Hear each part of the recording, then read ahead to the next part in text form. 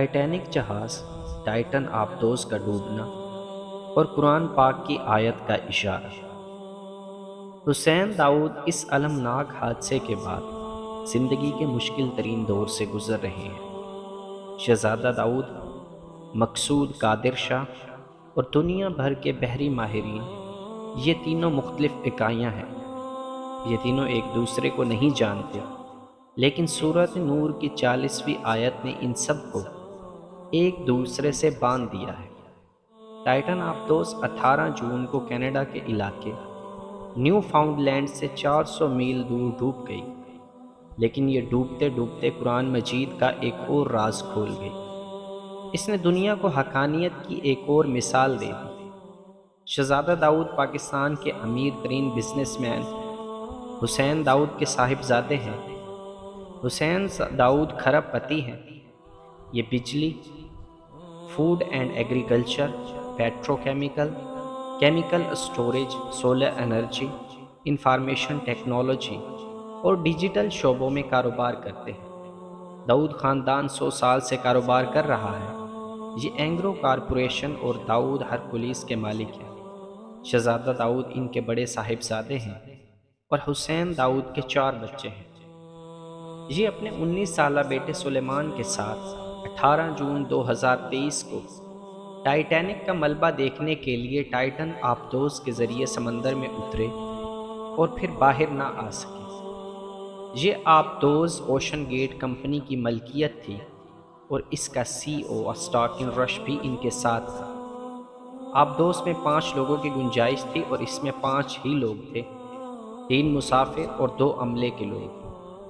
شہزادہ سلیمان اور برطانوی ارب پتی ہمیش ہارڈنگ آبدوز کو پال ہنری چلا رہا تھا، جبکہ CEO اسٹاکن رش بھی ان کے ساتھ تھا۔ اوشن گیٹ 2021 سے عرب پتیوں کو سمندر کی تہہ میں 3300 میٹر نیچے ٹائٹینک کے ملبے کی سیر کرا رہی تھی۔ ٹائٹینک 1912 میں دنیا کا سب سے بڑا اور جدید بحری جہاز تھا۔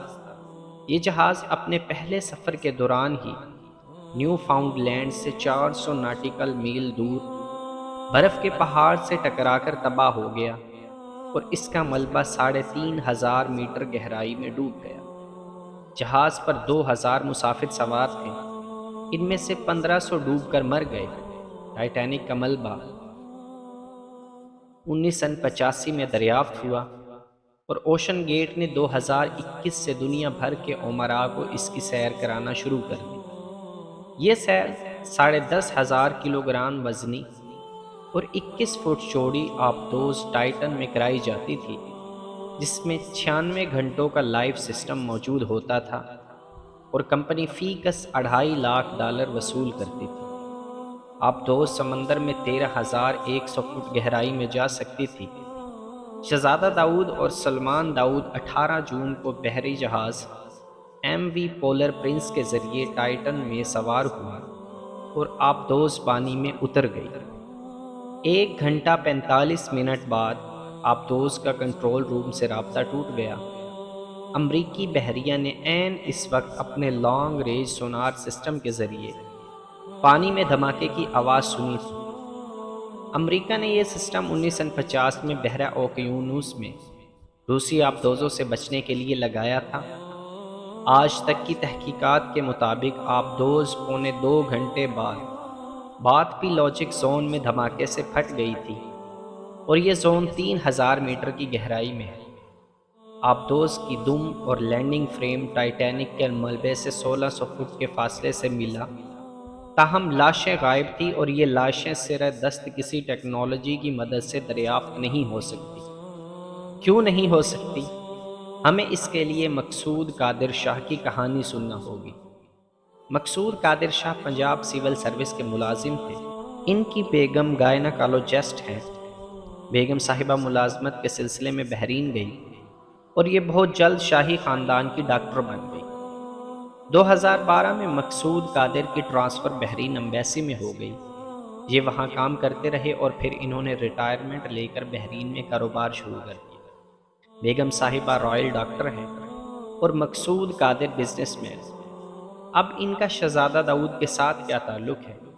ہمیں یہ جاننے کے لیے بحری ماہرین کی طرف جانا ہوگا۔ ٹائٹن میں بلینر سوار تھے، چنانچہ پوری دنیا کے میڈیا نے یہ خبر اٹھا لی۔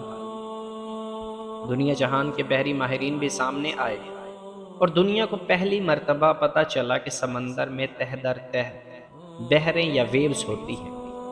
ایک بحر کے بعد دوسری بحر اور دوسری کے بعد تیسری بحر آتی ہے، اور یہ بحریں سمندر میں سناٹا اور اندھیرا کرتی چلی جاتی ہیں۔ بحروں کا باقاعدہ وزن بھی ہوتا ہے۔ سمندر کے بالائی پانی کا وزن 6.6 کلوگرام فی مربع انچ ہوتا ہے۔ ہر 10 میٹر بعد بحر تبدیل ہو جاتی ہے اور پانی کا وزن دگنا ہو جاتا ہے، یہاں تک کہ 3000 میٹر گہرائی میں جا کر پانی کا وزن یا دباؤ 300 گنا بڑھ جاتا ہے۔ سمندر میں 2 گھنٹے گہرائی میں سفر کے بعد پانی میں اندھیرے کے ایسے گہرے بادل چھا جاتے ہیں جنہیں لفظوں میں بیان نہیں کیا جا سکتا۔ کیوں؟ کیونکہ یہ اندھیرا دنیا کے کسی بھی مقام پر انسان کے تجربے میں نہیں آتی۔ بحری ماہرین اس اندھیرے کو پچ ڈارکنس کہتے ہیں۔ یہ اندھیرا اتنا گہرا ہوتا ہے کہ انسان دوسرے ہاتھ کو ٹٹول نہیں سکتا۔ اس گہرائی میں دباؤ اور اندھیرے کے بعد سردی اور کمیونیکیشن کا عذاب بھی نازل ہو جاتا ہے۔ پچ ڈارکنس کی سردی ناقابل برداشت ہوتی ہے۔ وہاں پہنچ کر دنیا کے تمام GPS سسٹم بھی جواب دے جاتے ہیں۔ کیوں؟ وجہ آج تک معلوم نہیں ہو سکی۔ سائنسدان اس مقام کو مڈ نائٹ زون کہتے ہیں، اور ٹائٹن آبدوز اس مقام پر حادثے یا دھماکے کا شکار بنی، لہٰذا وہاں سے لاشوں کی تلاش ممکن نہیں۔ اب سوال یہ ہے، ان معلومات کا مقصود قادر اور ٹائٹن آبدوز کے ساتھ کیا تعلق ہے؟ ہمیں یہ جاننے کے لیے سورہ نور کی آیت 40 پڑھنا ہوگی۔ اللہ تعالیٰ نے اس آیت میں مڈ نائٹ زون اور پچ ڈارکنس کے بارے میں بتایا ہے۔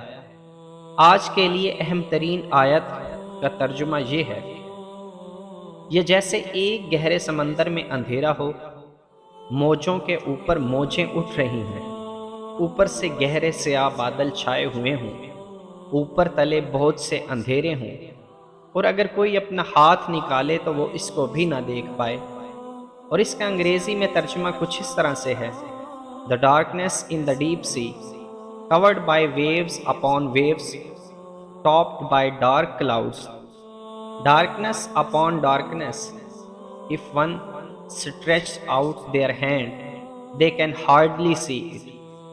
آپ یہ آیت دوبارہ پڑھیں اور اس کے بعد ٹائٹن آبدوز کے سانحے پر ماہرین کی رائے بھی دوبارہ سنیں، اور پھر اپنے آپ سے سوال کریں: آج سے 1400 سال پہلے جب انسان سمندر میں 3 میٹر سے زیادہ گہرائی میں نہیں گیا تھا، اس وقت قرآن مجید میں کس نے ڈکلیئر کیا سمندر میں موجوں کے اوپر موجیں ہوتی ہیں، اور یہ گہرے بادلوں کی طرح ہر چیز کو ڈھانپ لیتی ہیں، اور یہ ایک ایسا اندھیرا تخلیق کر دیتی ہیں جس میں ایک ہاتھ دوسروں کو شناخت نہیں کر سکتا؟ یہ حقیقت 1400 سال پہلے کس طرح معلوم ہو گئی؟ دنیا 1985 میں ٹائٹینک کا ملبہ تلاش کر پائی، جبکہ اللہ تعالیٰ نے 628 عیسوی یعنی کہ 6 ہجری میں بتا دیا: ہم سمندر میں موج کے اوپر موج چلاتے ہیں۔ یہ موجیں گہرے بادل جیسی ہوتی ہیں، اور یہ ایک ایسی پچ ڈارکنس تخلیق کرتی ہیں جس میں بینائی جواب دے جاتی ہے، اور ٹائٹن اس پچ ڈارکنس میں گم ہوئی یا تباہ ہو گئی۔ کیا یہ محض اتفاق تھا؟ مجھے یہ آیت مقصود قادر نے بحرین سے بھجوائی تھی۔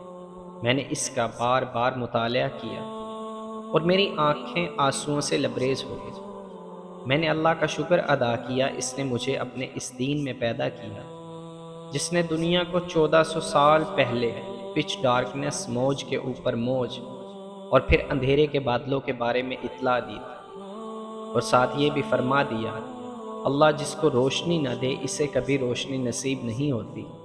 اور مجھے ساتھ ہی یہ بھی محسوس ہوا اللہ تعالیٰ نے شاید دنیا کو اپنی آیت کی طرف متوجہ کرنے کے لیے ٹائٹینک اور ٹائٹن کو دبویا تاکہ لوگوں تک اس کا پیغام پہنچ سکے۔